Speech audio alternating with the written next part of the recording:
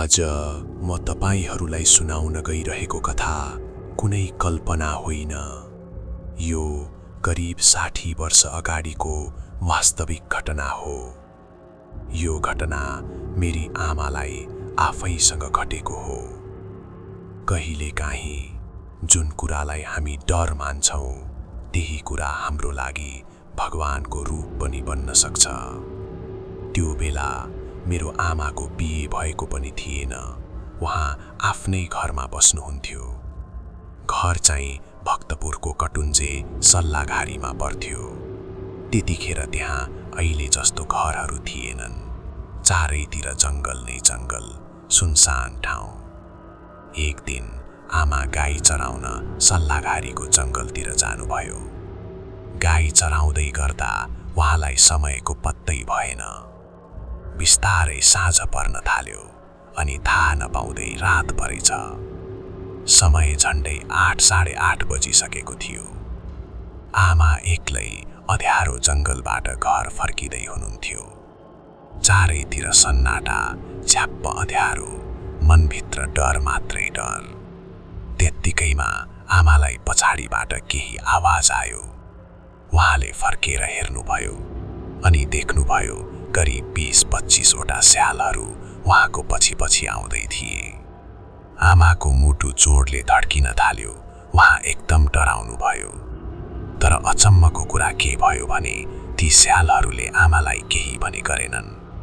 बरु उहाँको पछि पछि शान्त रूपमा आउँदै रहे।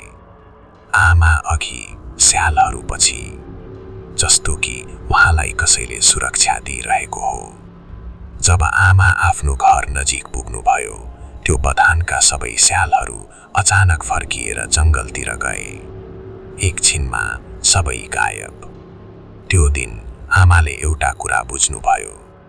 जुन स्यालदेखि हामी डराउँछौँ त्यही स्यालहरूले उहाँलाई सुरक्षित रूपमा घरसम्म पुर्याए।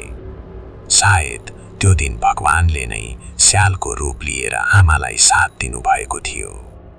यदि तपाईलाई यस्तो वास्तविक कथा मनपर्छ भने च्यानल सब्स्क्राइब गर्न नबिर्सनुहोला, किनकि यस्ता अझै धेरै वास्तविक र रहस्यमय कथाहरू म लिएर आउनेछु।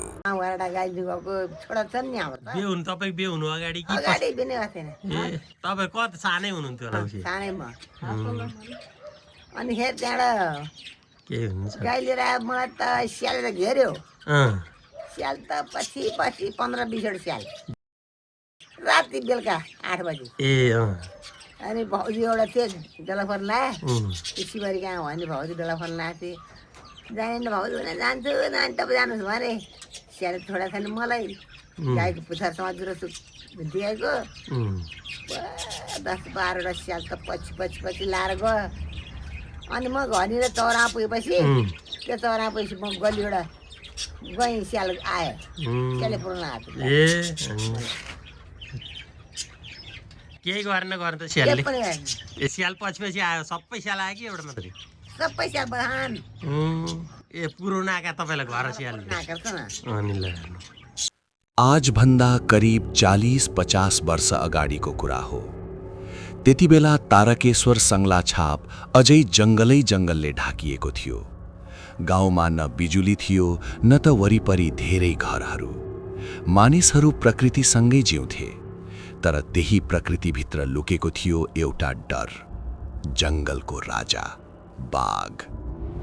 एक दिन बिहानै मेरी आमा घाँस काट्न भनेर घरबाट निस्किनुभयो।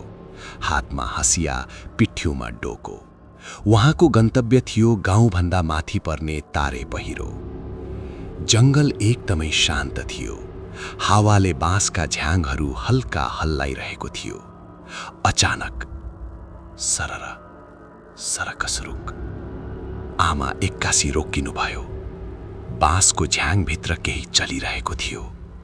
उहाँले ध्यान दिएर हेर्नुभयो र त्यो क्षण उहाँको जीवनकै सबैभन्दा डरलाग्दो क्षण बन्यो।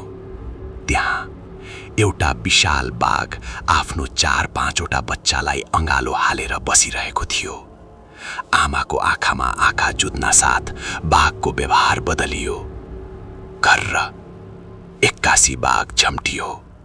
त्यो दृश्य देख्न साथ आमा सोच्ने समय समेत नपाइकन सिधै तारे पहिरोबाट आम फाल्नुभयो।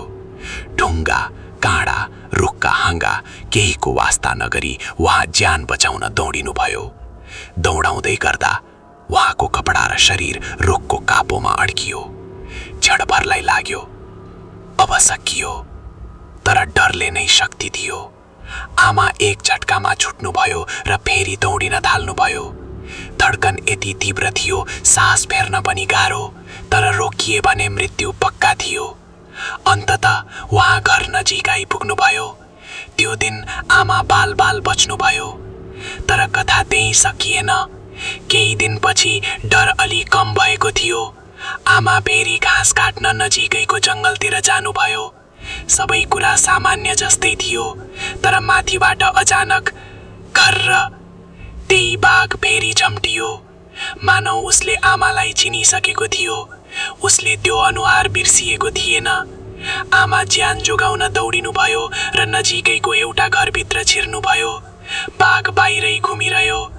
त्यो दिनपछि आमाले एउटा कुरा बुझ्नुभयो, बच्चा भएको बाघ सबैभन्दा खतरनाक हुन्छ र एकपटक देखेको मान्छेलाई उसले सजिलै बिर्सन्न। यो केवल एउटा घटना होइन, यो एउटा ज्यान र मृत्यु बीचको सङ्घर्ष थियो।